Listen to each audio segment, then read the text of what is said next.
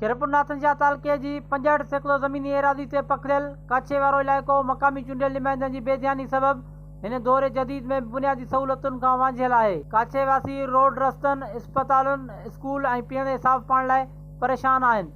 जंहिं बाबति काछे वासियुनि सिंध टीवी न्यूज़ सां ॻाल्हाईंदे चयो त सही काछे में ॾुकार लॻो पियो आहे। 11 किलोमीटर आहे पंधु आहे, उन में रोड आहे न ॿियो आहे, का शइ कोन्हे। असां से ग़रीब वयल में हूं नथी मिले। जेके MP MLA आहिनि, जेके वोटर आहिनि, सभु पंहिंजो वोट वठूं, पंहिंजो मतिलबु पूरो कयूं, पैसनि ते वठूं, हलिया था वञूं। असांखे रुपयो न, को इमदाद, का शइ वग़ैरह न। पाणी जी सहूलियत आहे, नई वरी अस्पताल आहे, नई वरी को रोड रस्तो आहे। 18 किलोमीटरनि जे बुर्रनि खां फ़ासिले ते आहियूं।